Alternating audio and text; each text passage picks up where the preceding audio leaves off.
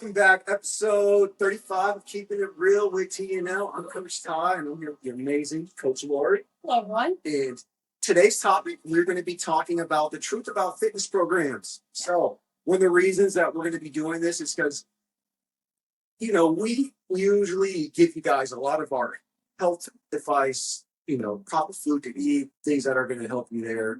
And we kind of usually skim over our actual workouts, our regimens, by usually just saying, oh, we should some heavy lifting, and we should just CrossFit. But today, we kind of want to tell you guys our full journey of literally when we started and what we thought was quote unquote fitness and working out, and that whole entire journey of like different styles of training, how it affected us, what worked, what we found out didn't work, all that type of stuff. So that's what we're going to be getting into in this episode. But before we dive into that, a couple of PRs that we want to shout out from the barbell theory class and just the gym in general.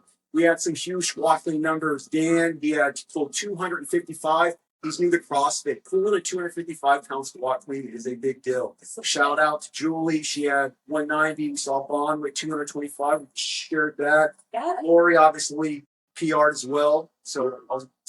And then shout out Megan, too. She's been doing a lot of elite weight workouts, which is no joke.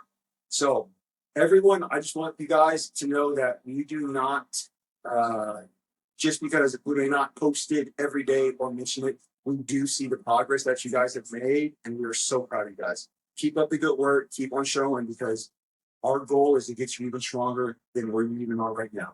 I love it. Yeah. In all the classes, whether it's barbell, advanced, CrossFit, or the new small group sessions, everyone is doing an amazing job right now. It's been, you can feel the energy when you come into any class. So excited. Really proud of everybody. It's a pleasure to be here every day with this stuff. So I love it. So continuing on with what you said about a journey, it is a journey, right? So everybody remembers their first day walking in, their first year, almost 14 for me, like stuff happening, right? Like it's like, it is a journey. Your health and fitness routine is a journey. There's never an end, right? And I love that idea, because I think so many of us think, oh, when I hit a certain weight, I'm just going to eat whatever. When I hit a certain lift, I'm just going to, that's the heaviest, and we'll just trade off those numbers forever. Like you can still PR well into your super late 40s, right? Doing that all the time. So I think that this episode is going to be wonderful to talk about all that and how it's evolved over the years. Absolutely. For us, definitely. Yeah. But really quick, you were also talking to me prior to the show, something big with the Netflix and diabetes. Yes. Share that. That's a huge deal. So there's always so many big things happening with Metfix. Like, how do we even simmer it down? Right. So I'll just focus on one thing. There's a diabetes course on brokenscience.org. And when you click shop, it's the first thing that comes up. Coming from someone, Ty and I have done all the different CrossFit certs, precision nutrition, all these other things. You pay thousands for a course. This is $150. And I was like, you're missing a zero. What is happening? Right. Because now that I'm like a third of the way into it, I'm like, they could have charged thousands for this. It is phenomenal. The history of nutrition, what we've been told is nutrition, health, diabetes, type 1, type 2, everything is next level. I've learned a few things, and I help people with diabetes for like 13 years now. And I was like, oh shit, this is good stuff. If you're a parent, you should really, really take it just so you can understand the importance of food and your children and their future self. Because I think that a lot of us, as we age, well, now it's like 12 to 17-year-olds are pre-diabetic. So I'm not even going to say as we age now, as we get out of 9 and 10-year-old to 11 plus, there's all these health problems across the board. 1 in 3 or 1 in 4 are pre-diabetic from 12 to 17. It's from the CDC. All of you follow that so religiously. So check that out. And then you'll know like how to balance, once in a while treats from nutrition, why food is affecting your child in a certain way. And one of the things I love to lean into with nutrition on the side now is if you have a neurodivergent child or anywhere on the spectrum, by taking out sugar is like next level for them. So take the course. It's amazing. If you have any questions, ask me. I'm happy to share with you what I've learned thus far. And we'll see more Monday Fix topics building off that too. Yeah. But yeah, MedFix is just never, every day there's something coming out and new and exciting and evolving. And, we just started MedFix in Ukraine. Dale is over there for a veteran gym. It's pretty phenomenal. Like, it's really, when I said we're going to take the world stage quickly, this is like month 9, right? Like, we found out in November, kind of started in January, and now the seminars are out, which again are for everyone too. Like, take the seminar. Yeah. Life-changing stuff. So thanks for us doing that. Yeah, and I was going to say, even like I said, so Lori's even just talking about for anybody who wants to know, but even like coaches. So think about the stat that she just said: 1 in 4 individuals between 12 and 17 are diabetics, which means that when these individuals are grown-ups and adults, they're going to be looking for coaches to figure out how they got this way because they don't have any clue or knowledge. 1 in 4 individuals. That you know what that tells me? Chronic disease kills more Black people than Black people kill themselves with guns. So the fact that the number is that staggeringly high, that means that if you're a coach and getting into this field and helping somebody lose weight, you should want the best knowledge that you could get. Netflix offers that knowledge that's going to help you guys, especially dealing with a specific clientele who's dealing with that type of disease, and you have the way to literally get them on track and reverse it. Why would you not want to have that power? Why would you not want that in your toolkit? So if you're a coach, more than likely your client is either pre-diabetic, which is basically diabetic. So this is information that you should be obviously learning so you can actually get real service. Absolutely. Yeah. So if you want to be amongst the elite coaches, like really the word elite in the highest sense, and help people beyond just giving them a fantastic fitness routine, get certified, take the course, get the method certification, do that, because there's nothing that compares to it. And I've been taking a lot of continued education for the past 13 years, and nothing's come close to this. So yeah, love it. All right, guys. So we're gonna kick off the topic like we talked about. Here's how it's gonna work. Me and Lori kind of split this one up into phases because we all have our first phase with fitness, and then we kind of have our phase as we're getting to adulthood, and then that phase of when you found CrossFit, and then everything that happens after that. Yeah. Because that's usually kind of like I like to call finding CrossFit is like it was this long search, and We found it. Yes, and it's like okay, We found you. we found it. This was what all of those falling in the dark 24-hour gyms was about. Was finding this. I had to go through that to get here. We're gonna have some good laughs to how it started with me. I don't even know. This is like embarrassing, but Well, I can't wait to dive in. So, just to set the stage so that we all know, the first question I'm going to be asking Lori is to start with your basic knowledge of fitness from high school PE to basically into being a young adult, because that's most people's first kind of real taste of anything fitness is usually what they do in high school PE. And so common things that come with people thinking, well, I'll get fit by running a mile around a track, or I'll do push-ups, or I'll go play the same stuff that they were doing then. So how was your high school fitness life, and what was that like at PE, and just what do you remember learning about health at that time? it was just basic ass 1993 to 1995, bright banana canary yellow, like short shorts like dudes used to wear in the 70s. Sucks when you're fat, but yeah, and the shirt with your name on the back, and it was just running, sit-ups. Even though my PE teacher was a WNBA, like early on Oh, really? basketball player. Yeah, she was actually roommates with Karen Smith that used to work out here. Really? Yeah, Mrs. DeBacco was my PE teacher. They knew each other. Small world. It was never like we weren't really learning about health. It was like just fucking do it, run, do a push-up. So, and then what made it really shitty, besides being overweight, in and out of being overweight and eating disorders, was exercise-induced asthma. Because obviously I'm eating like shit back then. So, asthma, inflammation, not good at running. And the sad part is I'm so like innately athletic, right? Yeah. Like I could have if we had money for me to play sports or anything, it would change it. It would be a whole different ballgame. If CrossFit wasn't my first sport at 35, it would have been a whole different life for me. But I didn't learn shit about anything. But it was just, we had to do it. We still had standards back then. Bring them back then. If my friends could do your push-ups, sit-ups, and running, and pull-ups, like, guys, bring back some standards for PE and have it more than twice a week. Do you recall what the standards were? Or? It was like a really simmered down version of like the presidential thing that these had back in the day. Like nobody could really do a pull-up. A lot of the guys could do pull-ups. I remember that. Like really, but you would have to run the mile and get a time once a month, and you would have to do a sprint, and you would have to do push-ups. But in all fairness, like a row push-up that we do at CrossFit, it's a little different from I'm at the club, like shallow. I like that. Push-ups, like that. And then I think they did like the old FBI standard for women's pull-ups, which is wild. I saw someone doing it in the gym the other day. There's a low bar, and you got your feet out and you're just pulling yourself up. Oh. That was a female standard for the FBI pull-up back when I was getting ready to test. If I had gotten past it, if I had been nominated up for the physical part of that, after I killed all the written and stuff, I would have done fake-ass pull-ups in the FBI. So no one was really pushing hard, even back in the early 2000s. So it was nothing other than just keep them busy and make them sweat and miserable and send them back to class. That was high school PE for me. So that was your basic taste of what quote unquote fitness is, which is basically 0 out of 10. Yeah, I'd be like, I'm stay fat.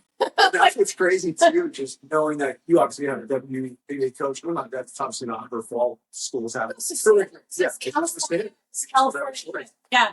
It's a tough one. Yeah. Yeah.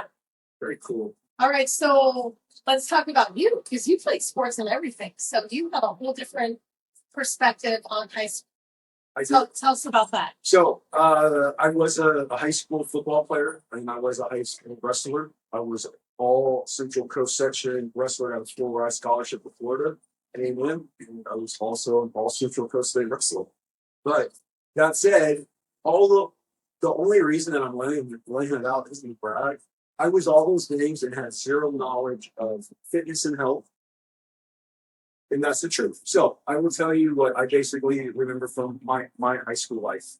I remember freshman year when you wanted to play on the football team, they would expect you to come and chew.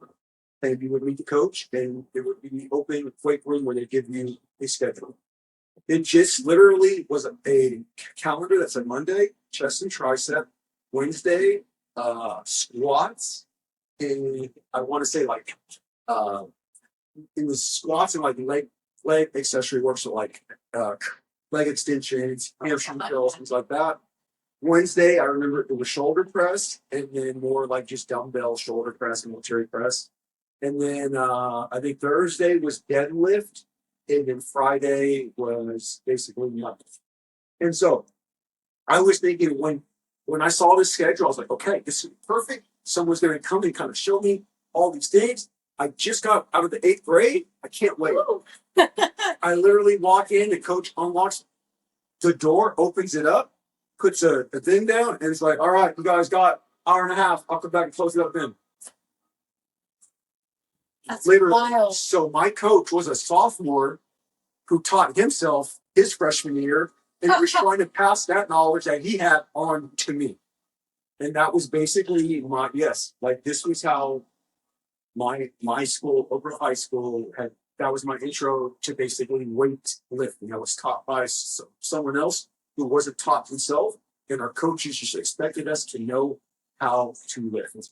Now, after that, so that was basically my weightlifting experience. And then the other thing that I got was something called speed and conditioning, which was just basically weight sprints up and down the field, like little cone drills. And so that was more obviously sport specific, but I'll be honest, knowing what I know now, I would say that was probably closest to the same as CrossFit, and it was just constantly intense. Like I felt like I was going to throw up every time, but still it was more of a just get out here and run.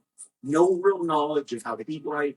No one ever told me, hey, Ty, you probably shouldn't be drinking chocolate milk after working out, because that's what I would do. I would literally have some big Yeah, like I would literally just have a little carton of chocolate milk and act like it was, we were down in freaking Texas, Friday Night Lights, drinking chocolate milk and playing football. And so that was it. That was the starting my starting point with fitness. Now I'll admit I naturally got strong because I was doing something, but I used to squat on my toes. I used to watch my back bend. Thank God I was a kid, Yeah, and but that's really still. But yeah, if I would have tried to do that any other time, it would have been through. So I was kind of like Lori, where it was more of just here, get it done, and don't bother us with like real actual questions or real stuff. And that was my first true taste of fitness. Was just high school and no guidance, nothing with color, and nothing with form or technique or how to get right. that's bad. And here's what's even scarier is that I would say that is probably most people's journey. Like that, I would say that probably other than the people who either went to a private school or somewhere where there's top athletes like a De La Salle, where they have a real strength and conditioning coach, they're doing power things, they're doing things. I would say, yeah, they got a lot more, but I would say that 90% of the world probably got what we got, just basically their high school and go out and run. Yeah, Yeah. you got to do something. And so, as we found out, if I had to rank that system, 0. How about you? So here, Yeah. So far, like K through 12 was a 0 on fitness. and that's so crazy, considering how important health is. But that was a whole entire life, 0. So we're gonna move up the clock now. We're gonna get into the next phase. So basically, we're going to dive into basically from where you were after high school until coming here to CrossFit San Ramon. Like, Okay. so yeah, so that small space of it's a small space of time. But from your basically 20s, what were you doing to try to stay fit then, and then you find CrossFit? Yes. What's that gap look like? So that sounds embarrassing. People are laughing at me forever. I had a condo in Stanley. I lived by my grandparents and took care of my grandmother was sick. And I was just a Cal State neighbor to stay close to them. And if we ran 4 laps around the complex, it was a mile. Okay. So I run a mile and a half. And then I do 8-minute arms and 8-minute abs on my VHS tapes. Was a classic. Dude, stop! Running abs and arms. I remember I got heavy again when I was like 19 and 20. And then after breaking up with that boyfriend that I was with from 19 to 20, you get fat and happy. That's me. Sad. Then I got super fit. I was probably down to like 145. In the elliptical machine. Some trying to figure it out at a gym on my own, no trainers or anything. Then I moved to Nevada for graduate school, and I was so unhappy in Nevada. My grandpa passed away, so I started gaining weight again. Then I went to a personal trainer at Eagle Fitness in Carson City, Nevada, and they were great with the physical stuff, but no one talked about food, so no one could understand why it was harder for me to lose weight. Well, and some doctors, no one's catching that in my early 20s. But they actually trained me to be a trainer and work for them. And then they split with Eagle Fitness, got bought out, and I trained people for a year at 24-hour fitness in Carson City. Vice president. Yeah, nobody even, I know, this is like crazy small things. Yeah. It was like back and biceps, chest and tries, leg and shoulder day, and cardio. And not much else. Yeah, don't make fun of me. I know. This is guys, but I am finding this out live too. I know. We're like best friends. You just find this out because why would I forget about it until you ask me? And that's chronological. My life is so busy, I forget about things. So I did that for like a year while working at the sheriff's department. I would do evenings. And then I just stopped because I was like, I don't know. I'm not a spader. It was just life is busy, and I would go out party with cops after grad school. So, those kind of days. And then the fertility issues, gaining the weight, the back surgery, then back to California. And then when Ashley was 4, was this defining moment that the divorce needed to happen. And that's what brought me to CrossFit. Was like, I'm going to die, but then who's going to raise her, right? My daughter. So I walked in November of 2012. 235 pounds in like light gray sweat, like whatever fit, feeling so uncomfortable. And that was the beginning of everything for me. Like I was dry heaving on the drive through. I would get so nervous. Yeah, I remember because you remember like we talked about when you were 40 pounds, like you don't want to be seen, but you have to be to get out and get healthy. And it's devastating for anyone that's not been overweight or been embarrassed or self-conscious about something. Like you're like, can I just go in and work out and don't eat fat shaming or shit talking? I don't want to hear it. I don't want to hear about it later. Like you've had a lifetime of this. I don't want to hear it. But this place is great, and I didn't hear it, and everyone was really nice. And then I learned what fitness was, how to do it safely after a back surgery with just one good disc in my lower back, with like supportive coaches. My favorite coach at CrossFit Ceremony was Keegan O'Connor. He was my coach. Yeah, he's a young kid. He was so like mild mannered and kind, and felt comfortable. And then Tim would come in because if there was something where someone's like, oh, let's do it back on this, like Tim can fix everything. So that's how I got to really know Tim at the gym. But Keegan was my coach for a long time. Yeah, like everybody has their favorite coach, right? Everybody does. I'm nobody's favorite coach, but I'm here if you need me. There's a lot of people who can say otherwise. I don't know, but yeah, so that's the road to CrossFit. And it was like once I started doing it, I didn't want to do anything else. And I still don't want to do anything else. Like it's hard for you to talk to me about anything without a barbell at some point, or a Metcon or an EMOM or some Tabata. Like it's so fantastic that, you know, I'm not going to go do run fight. Don't ask. No, really.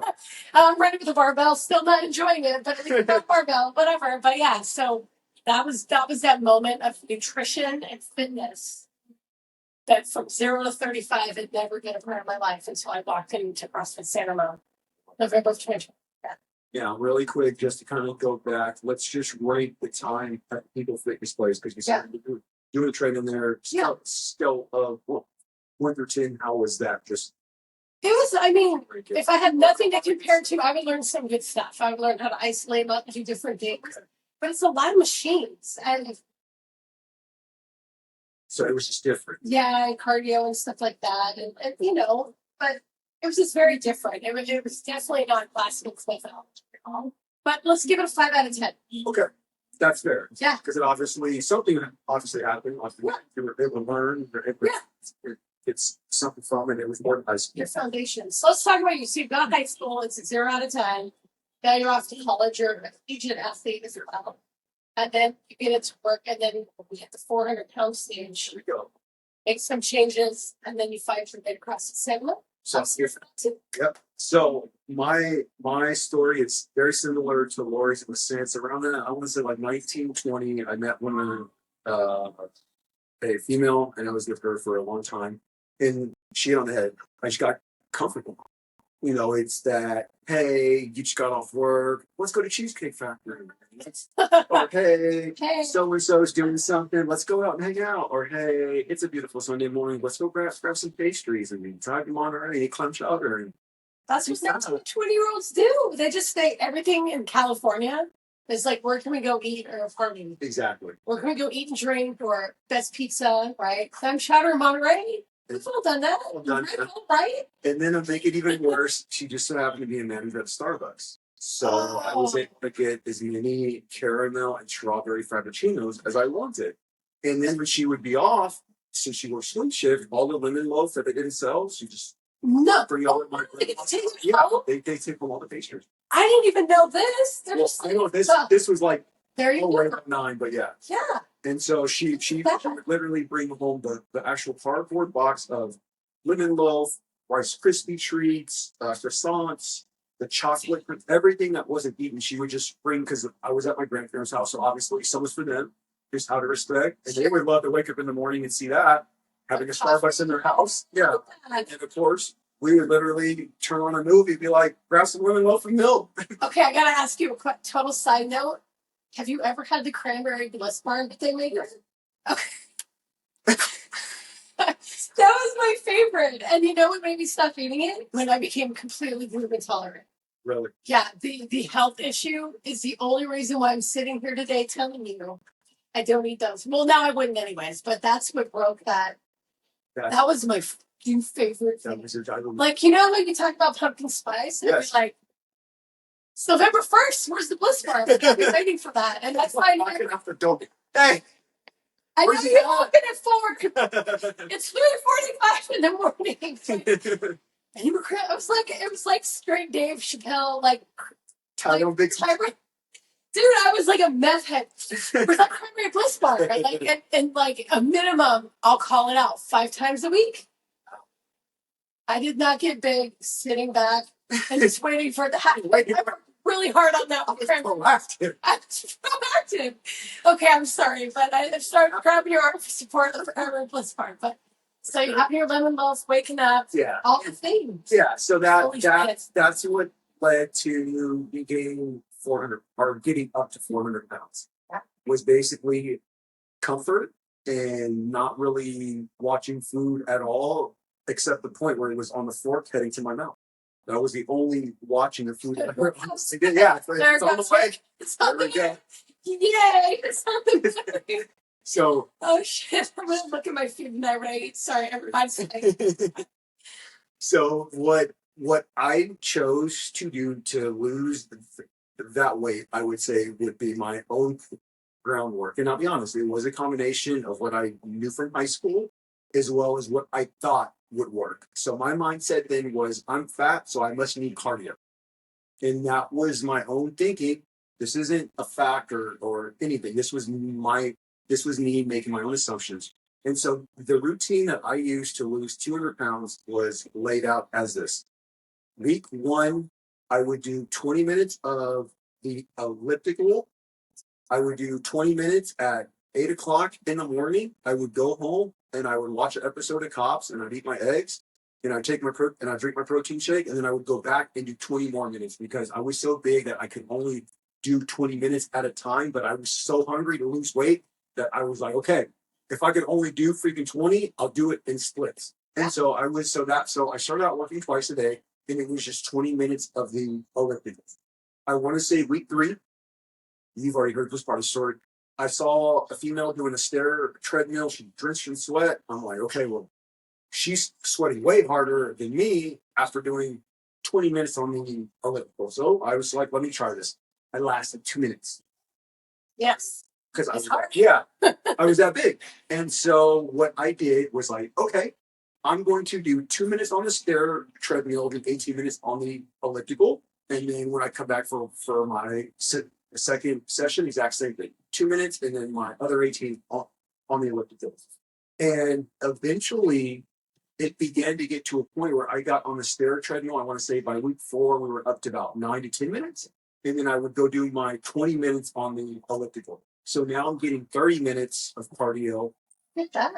And then from there, we're doing our thing. And then finally after that, we were at the point where I decide, okay, I've lost some weight, but I feel flat. And so then I went with my football mindset for my weight training. And I would do the cardio session in the morning, and then I'd come back and I would do about 30 to 40 minutes of lifting. And it wasn't anything special, I'll be honest. It was bench press, 4 sets of 10, dumbbell incline press, 3 sets of 10, dumbbell pec flies, 3 sets of 10, tricep pull down, like 4 sets of 12. But it was that. And then Wednesday, I would do back and biceps. And then Friday, I would do squats or just leg stuff. I'm not going to lie. I don't want to say squats. I did leg extension, hamstring curls, anything that was a machine that I could obviously read it and then do it and try to just get the reps. And so that was the routine that I had used to basically lose almost 200 pounds. But even though this is not food one, I don't want anyone to think that's it. I cut all sugar. I did the low carb, high protein at the time. It was the Atkins. Right now, anyone could call it keto too, knowing what I put out. You could call it keto. That is what I had used and did to lose that weight. That was the routine. It was twice a day, with slowly increasing the regimen, trying a few different things, but it was mainly cardio. Thank God for Atkins giving us some high protein, low carb in a world of low fat high carb. Yeah. That was like one turning point where I can remember doing that. Like, wow, feel better at losing weight. That was probably the only time I ever kind of figured it out before I really knew what was happening. Yeah. Absolutely. And I would say that was one of the things that I still always, joke about. But Atkins to me was one of the game changers. It was the only way that I'd ever actually seen any change in my body. Yeah. Nothing else at the end. Give me that. And so it makes me so happy to have lived to make it to 2025 where a place like Netflix is like, no, bro, that's the way. Yeah. High protein, low carbs, no sugar. That's the way. Because everybody he used to always tell me with a straight face, dude, you know you're not. Dude, you could kill yourself. And you're not getting carbs in your body.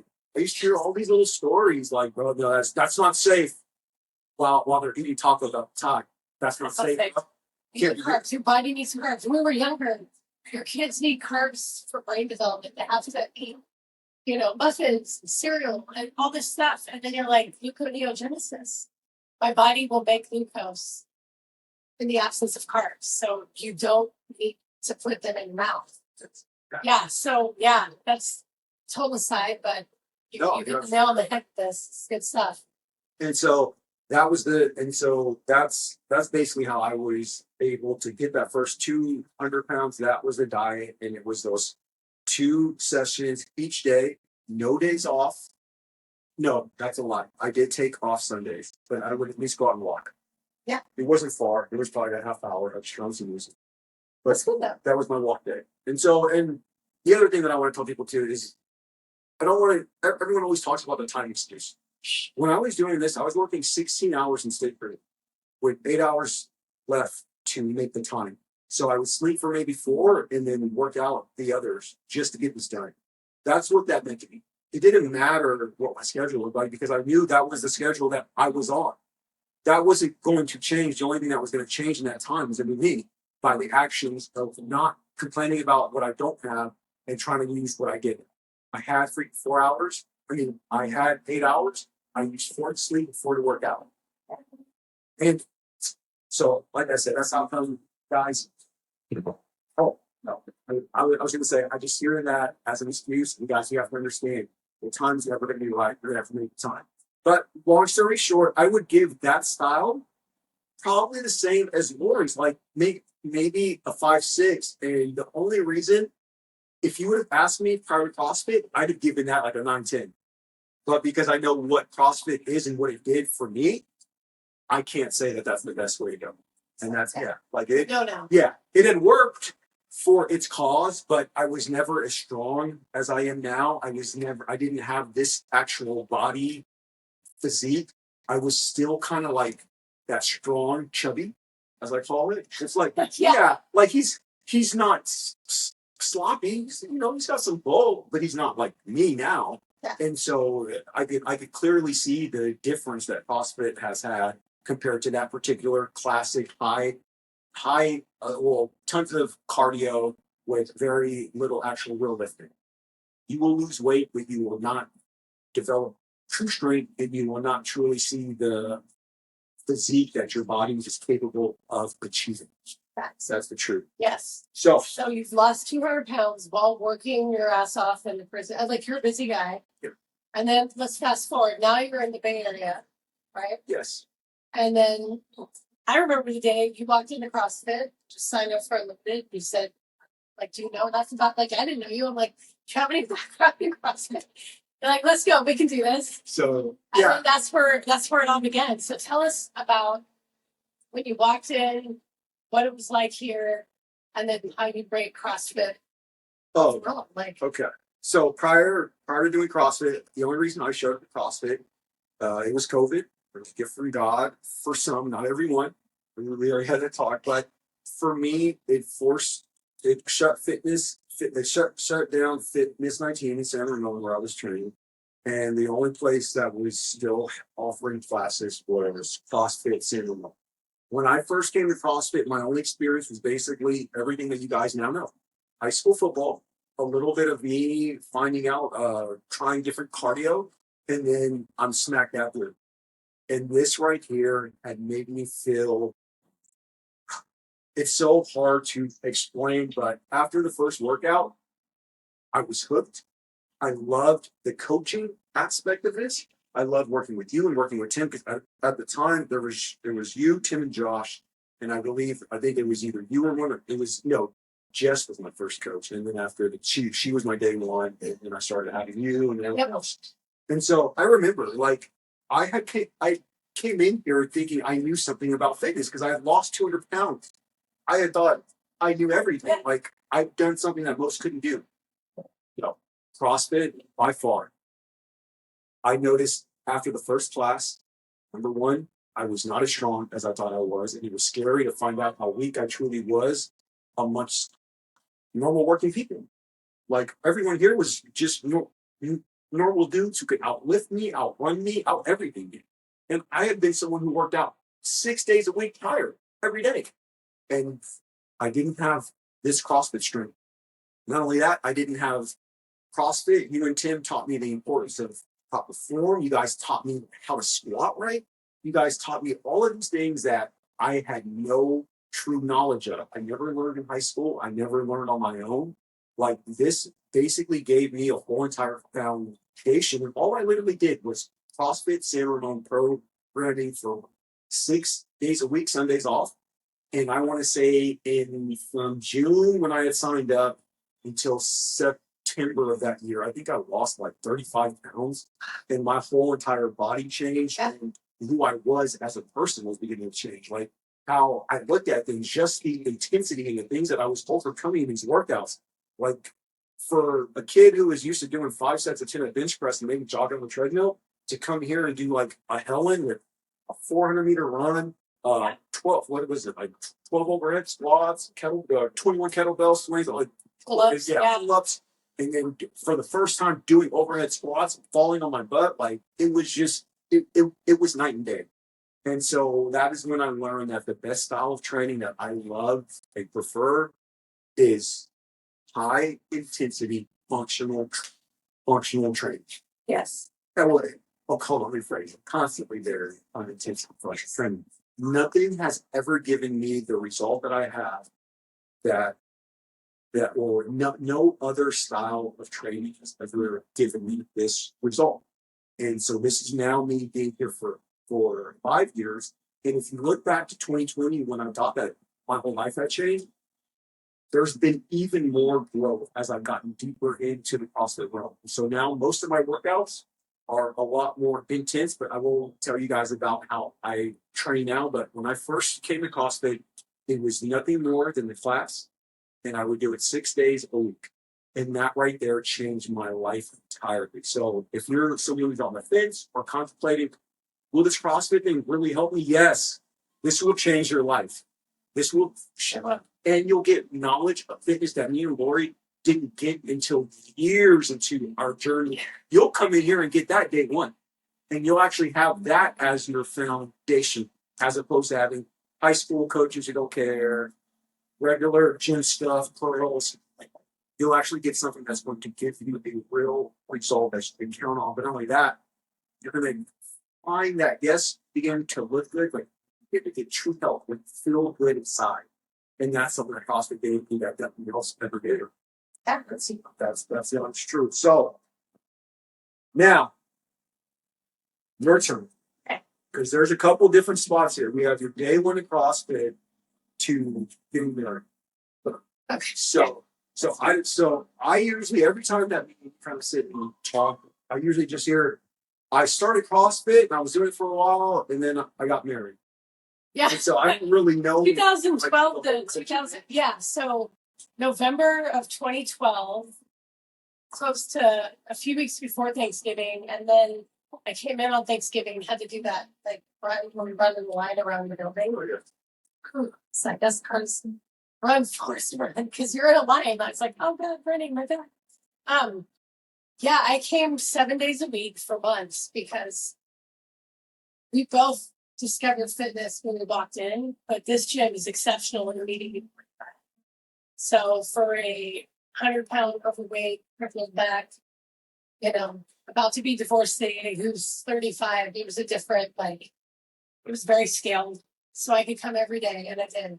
And it kept me alive and and pushing me. Like I was very, I don't come to the gym to be motivated to work out. Like I come to the gym because you just go to the gym, like you go, right? And the community is exciting and things like that. But I just remember like the baby steps throughout all of CrossFit. So I remember first time I could hang from the bar. And the joke was I could do a toe to bar because like it was hard to lift both legs because of my back. So the left leg always went up first. Then the left and the right part way. Then I got a toe to bar. Then I could do them, then I got a rope climb and then all the different things. I think the reason why I think there was that defining moment in 2018 of getting married is it was not a linear thing of just like getting down to 145 and staying there. I got really sick when Tim and I went up to Mendocino. We were outrigger canoeing and paddleboarding, and water's getting in my mouth, and I got all the parasites. I've been unchecked for 7 months because Kaiser sucks. And then I got really heavy again because it destroyed my health. Threw me into autoimmune thyroid disease that I had to cure my own. Yeah. So it was like a heartbeat and not just like I lost weight and just rode that way. So 2018 was amazing because then the day I got married, I was like 135. It's my smallest ever. I actually felt pretty and good about myself. I was happy then. Yeah. And then was good with that, and then COVID hit. So God's like, we're gonna knock you down one more time. And this will be your greatest comeback ever. And it is. It is my greatest comeback ever. This is the fittest, healthiest, the best I've looked ever, in my humble opinion. At least I'm happiest with myself. I'm not really worried about what the world sees. Like my C-section, my scar on my back from the back surgery that makes it look like, when I wear a two-piece, it looks like my butt crack's super long. It's my surgery scar. Make fun of me all you want. It's cool. I can still do hella shit and lift heavier than most people with that scar. So I'm not worried about it. But it's the first time I'm happy. And I'm closer to 49 than, than 48. So this is life now. And I think that's the whole point of my journey, is so that people can see, damn, that bitch we kicked down a lot. Not an easy childhood, not a rich childhood, worked her way through school, bad marriage, like losing everything in the 2008 crash, like I've had to get through a lot, and it is what it is. Like God has a plan for people, and I knew when I was little I was destined for greatness, and it took a while to get there, but no one said you had to be there when you were 20. So let's do what we're doing. So CrossFit in 2018 was the first pinnacle of fitness for me. And now you're watching in real time me at my fitness and another PR yesterday. Like it's crazy, because if I had listened to everyone, from the PE coaches that would shit talk me when I asked to stop running so I couldn't breathe from the asthma and didn't have an inhaler, or people that just, oh, your back's fucked, you can't really do anything, just sit around. If you really stopped and taken that all in, and then it turns into, oh, you're a woman and you're in your 40s, oh, your life's about to end with perimenopause and menopause. Like, you're gonna get fat, you're not gonna be able to sleep, da da da. And I'm like, it's only true if we let it be true, right? Like, that's kind of like what I'm telling you. So CrossFit, the methodology behind it is everything. Because without it, I would be dead by now. And we wouldn't even be podcasting about my journey. It would have been like, hey, remember that fat chick that couldn't make it? Can we get a moment of silence? This is 19 for her, like the biggest loser because she died, couldn't even get anywhere, right? Like that was the trajectory with the prescription pills and the health problems and the thyroid and autoimmune thyroid. Like, it would have been like game over. And who knows what would have happened to my beautiful daughter, it's a miracle, that I worked so hard to have, right? Which is why no matter how bad things got, right? Like, the worst of it was when I couldn't walk into the gym because I'd start crying because we were shut down and they knew we were going to lose everything. And all these people were grown men were calling me crying. Please open your gym. I'll pay the $2,500 fine. Like, it was so fucking ridiculous and emotionally draining. So it is a miracle that I bounced back from that, because I see people, like we talked about today, people are not coming back from it. It is the saddest thing. And I'll usually pray for them. Like, I'm not going to laugh and shit talk. It's just sad. It's sad how it just mentally broke so many people on so many different levels. So I consider that a blessing in that it really made me prove to myself what it was that I wanted, why I was here, the gifts I was given to help others, and to keep persevering, right? And that was that moment. So there's my blessing from the whole thing. And what really is like the icing on the cake, like we talked about earlier when we were just chatting before the podcast, it's like what I learned from Netflix about how and why things are happening in the body. Why am I after I eat this? Why can't I burn fat even though I work out 6 days a week? It made all the difference. So coming up soon, just have a body by Netflix snapshot of me, and you can see the difference. The difference from January 1, or 35 weeks ago, we started this podcast, and the difference in both of us, and all we've done is just continue working out, and then learn more about nutrition on my end. And in the past 2.5 weeks, I've just been carnivore to be a better coach and understand how it works. This is it. It's your all of it involved. Yes. The sexy body. We're just getting it, we're getting it done. And so what's cool about CrossFit, CrossFit San Ramon, is that I do barbell twice a week. Because people are gonna be like, well, what are you doing? I don't overtrain. I don't do 3 times a day. I don't ice bath and come back. I'm busy as fuck. I need an assistant. So if you want to work for a really busy human that's doing great things on so many levels and want to help people, reach out, because I really need someone to help me keep up with everything. It's getting kind of wild right now. Barbell Fury twice a week. And even Tuesday when I'm home with my kid with a fever, I still made it to 4:30. I just didn't make it to 8:30. It's non-negotiable. Okay. I do advanced class every Saturday that I'm in town. Even if a client's I need a Saturday, as long as I'm done by 10, I'd rather get up early and miss the sleep and train you because I'm not missing advance. And I'm crushing it in advanced class. You and Rodell switch off on programming, and I'm always challenged, and I always rise to the challenge. And that's the difference. I can push now, at this weight and this level of fitness and this VO2 max, this level of recovery, and being dialed in on my creatine and my probiotics and my digestive enzymes and what I need for my body to thrive. I'm kind of unstoppable. I'm unstoppable. And then the rest of the time I do CrossFit. Or right now, Vinny is putting together the next books, right? It's going to be a Tuesday, Thursday evening. And he's taking me through workouts that he's setting up. So I did that Monday and today, the barbell Tuesday, Thursday, Friday CrossFit, Saturday advance, Sunday church, and then maybe go for a walk. If the spirit moves me, I'm going to come in and work out again. But I'm okay taking that rest. So the mindset has changed. This is where we're talking that journey evolving. There were times where I thought if I did not work out, I would never go back into working out. Oh, I'm just gonna lose my momentum. And then it's just fall apart. But again, what we talked about is what's different now is there's no magic pill. It's kind of the magic mindset. So when your workouts are non-negotiable, you'll find a way to do it at home in your living room when the kids are sick and dinner's cooking to get it in. You just don't say it. Exactly. Yeah, you just don't. Yeah, and that's why it's so imperative to find something like CrossFit that gives you the workouts what you're doing. That's how I look at it. There's a lot of things people can do, but nothing does for my body what CrossFit does for my body. It's insane. Testing that. Say, you saw my ribs earlier. What's up?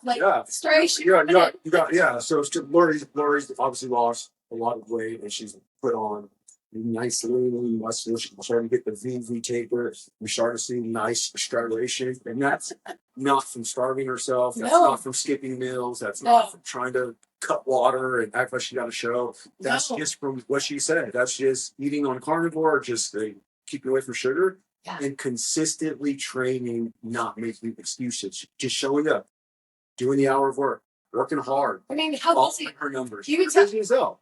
So her schedule is she has a very busy schedule. She obviously goes and gives teachings at different places who want her there, so she's not always here at the gym. She has multiple clients who she's dealing with. She obviously has a daughter who's doing cheer stuff, which causes her to travel here and there. She has another client who she has to see on Zoom. She has to be there for all the Netflix Zoom meetings. She got to put in the programming. It's not like she's out kicking it and she still has to feed the family and do all the shopping, wash all the clothes.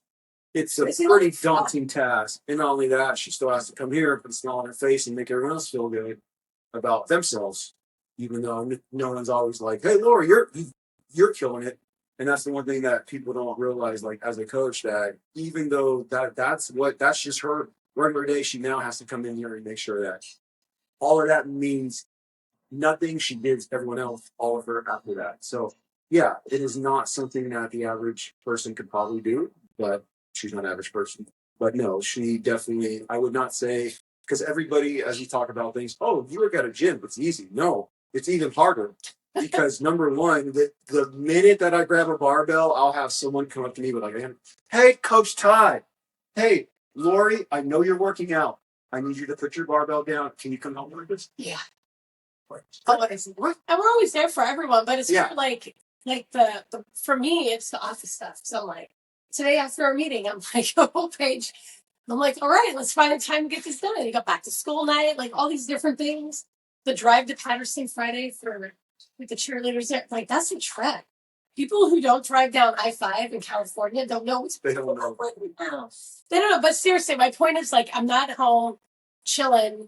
I sunbathe Saturdays after advanced class if the sun's out. It's been the weirdest summer here. It's like it's called winter.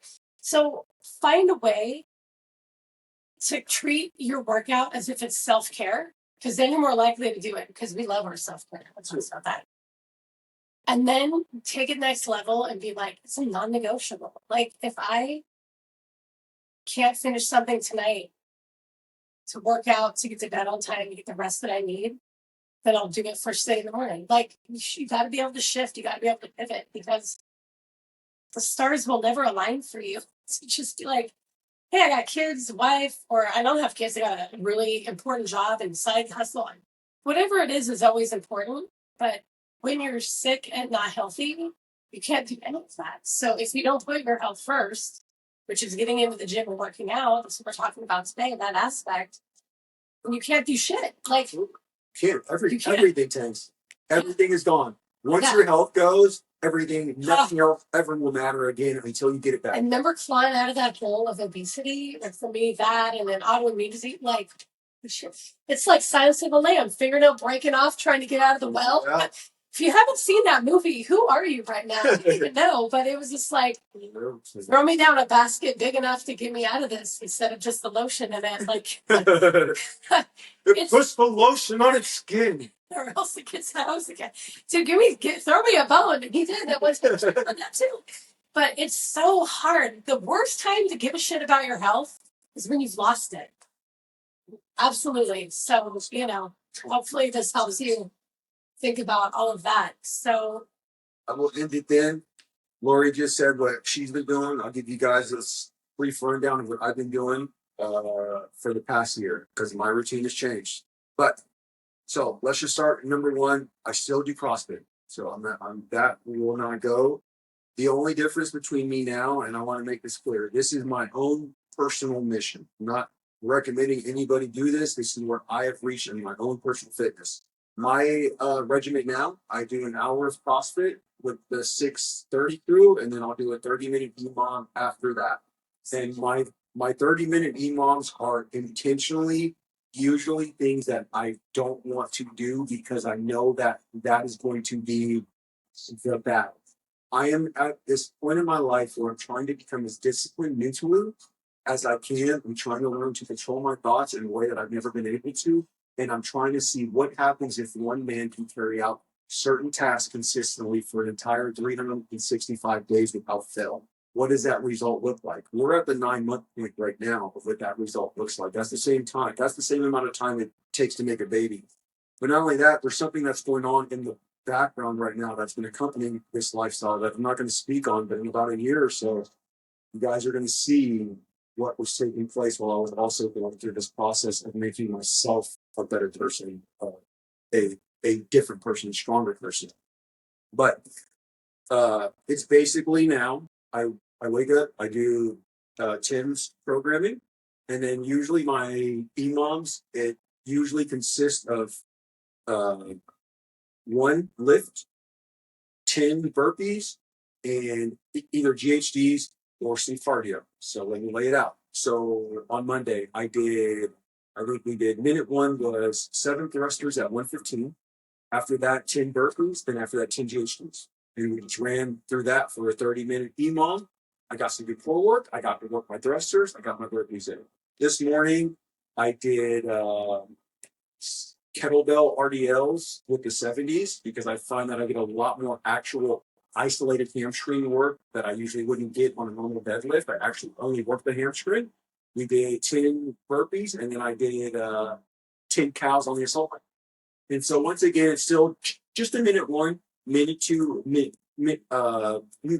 three, and I usually have about 20 to 25 seconds to catch my breath. So I'm not always killing myself. There's times towards the end where it gets harder.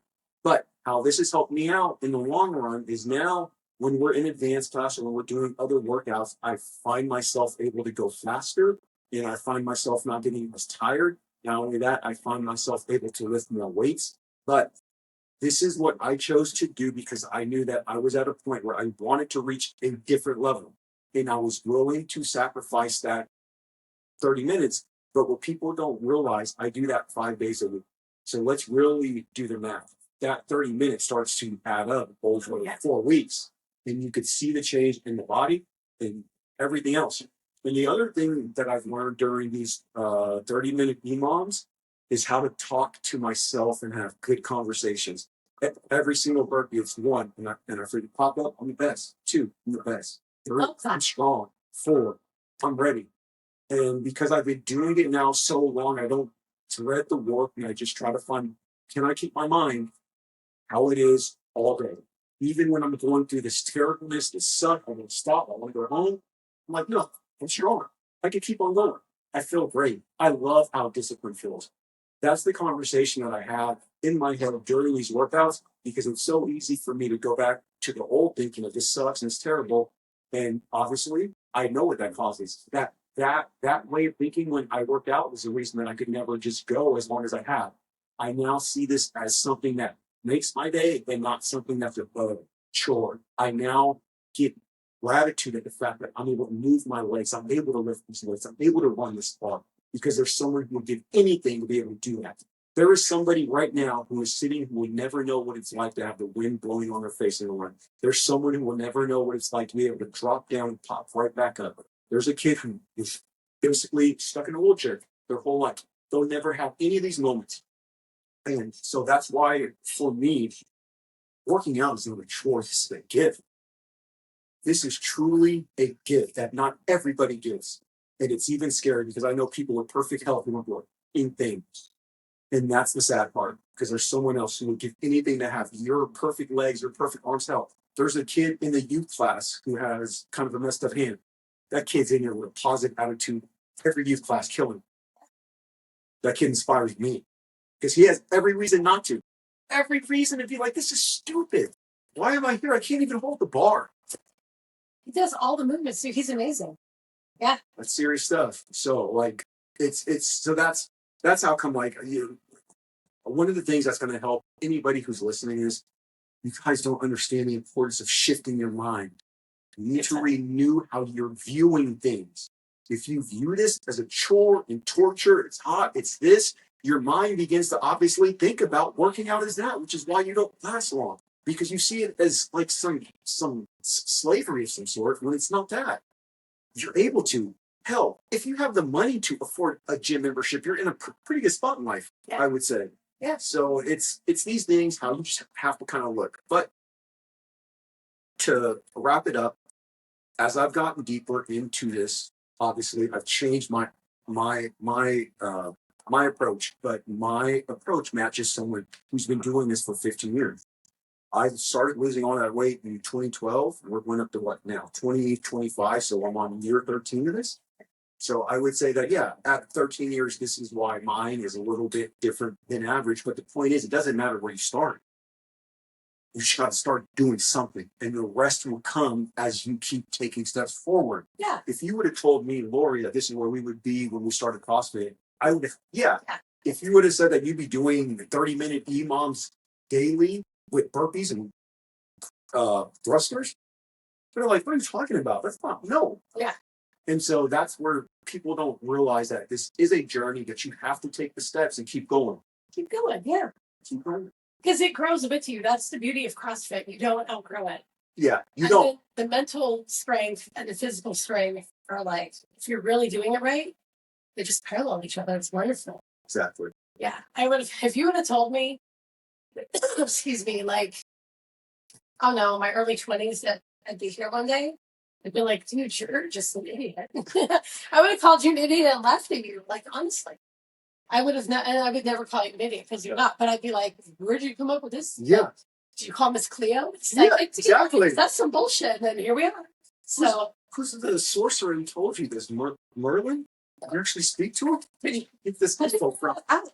So anyways, I feel like if you just come in and let the coaches guide you, support you,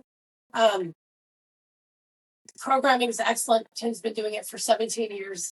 Come October, right? Like it's not like he's new or that this is anything deviating from the master plan of what it is, what it is. If you continue to go with it and grow with it, you'll be limitless. That's what it is. It's limitless. Like I don't sit here and wonder where am I going to end up? I just keep going, and then and the hard workouts like advanced. We do hard work. We warmed up with a hero wad. Remember Saturday? That was legit. Hero wad for the warm up, and I'm going. And that's the thing. Like I don't really have to stop and question life choices or talk myself into it. I just move consistently now. So my strength and my endurance are through the roof, which is new for me because usually I'm just strength athlete. But yeah, so I feel like this is a place to be. We're not here. This is your sign. This is your sign that this is the place that you could come because you are hearing this from a former 24-hour personal trainer. I'm going to let you live that down now. You're hearing this from a former 400-pound man.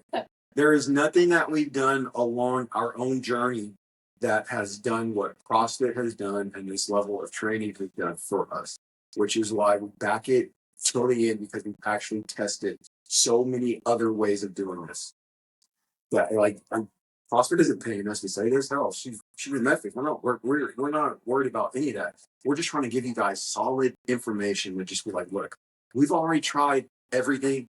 I would highly recommend this for you. Yeah, because it could literally be the one thing that changed everything. Okay, stick with it. Yeah, we'll meet you where you're at. No one's expecting you to come in and like knock out butterfly pull-ups and toes the bar and 150-pound overhead squats. No, I mean, you might do that, but like, where'd this guy come from? Yeah. Probably the gym down the street coming to the better. You know. So anyways, guys, just stay consistent. Until next time, keep it classy. I should try to find an old 24-hour fitness trainer shirt. We'll see what I can do. Maybe I'll make one. Stop it forever. All right, guys.